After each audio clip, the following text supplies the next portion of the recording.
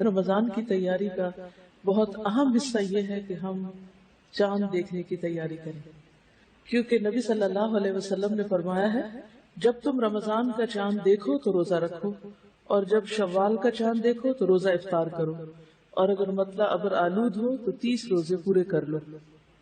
اس کو دیکھ کے روزہ شروع کرو، دیکھ کے افطار کرو، یعنی رمضان کا اختتام بھی چاند دیکھنے کے ساتھ ہونا چاہیے۔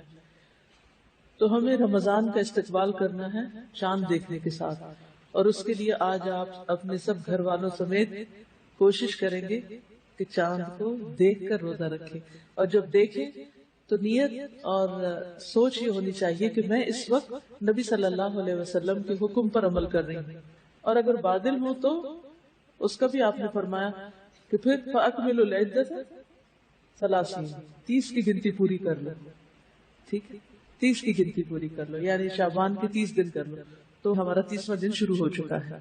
تو اب اس کے بعد 31واں کوئی نہیں ہے، تو کل ویسے تو روزہ ہوگا ہی، تو اس کو فار گرانٹیڈ نہیں لیں کہ کل روزہ ہے تو روزہ رکھ لیں گے، سب رکھ رہے ہیں ہم بھی رکھ لیں گے، تو اس کو سنت کے مطابق شروع کریں۔ کس کس کو چاند دیکھ کر دعا پڑھنی آتی؟ الحمدللہ سب نے زبانی یاد کر لی۔ جنہوں نے یاد نہیں کی وہ کتاب ساتھ رکھے، اور جس وقت چاند دیکھے تو ایک نظر نیچے دیکھے، ایک اوپر دیکھے، نیچے دیکھے، اور دعا پڑھ لیں، اللہم اہللہ علینا بالیمن والایمان والسلامت والاسلام ربی وربک اللہ۔ یا اللہ ہم پر یہ چاند امن، ایمان، سلامتی اور اسلام کے ساتھ طلوع فرما۔ اے چاند میرا اور تیرا رب اللہ ہے۔ یعنی ہمارے اور چاند کے بیچ میں ایک چیز کامن ہے کہ دونوں کا رب اللہ ہے، یعنی چاند ہمارا رب نہیں، کیونکہ کچھ قومیں چاند، ستارے، سورج ان چیزوں کو پوجتی، تو ہم ان کو نہیں پوچھتے۔ یہ تو صرف اللہ کی نشانیاں ہیں جو ہمیں اوقات بتانے کے لیے اور دیگر فائدوں کے لیے دکھائی گئی ہیں، ورنہ اصل چیز یہ ہے کہ ہم سب کا رب اللہ ہے۔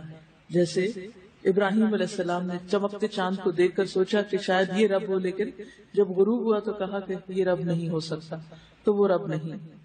دوسری دعا ہے اللہ اکبر اللہم اہلہ علینا بالامن والایمان والسلامت والاسلام والتوفیق لما تحب وترضى ربنا وربک اللہ۔ اللہ سب سے بڑا ہے، اے اللہ یہ چاند ہم پر امن، ایمان، سلامتی اور اسلام کے ساتھ طلوع فرما، اور اس چیز کی توفیق کے ساتھ جس کو تو پسند کرتا ہے، یعنی ہمیں اس مہینے میں ایسے کام کرنے کی توفیق دے، اور نہ صرف یہ کہ اس مہینے میں بلکہ سال کے ہر مہینے میں، کہ جس سے اللہ سبحانہ وتعالی راضی ہو جائے۔ ہمارا اور تیرا رب اللہ ہے۔ تو اللہ کرے ہمارا یہ رمضان گزشتہ تمام رمضانوں سے بہت ہی بہترین ہو۔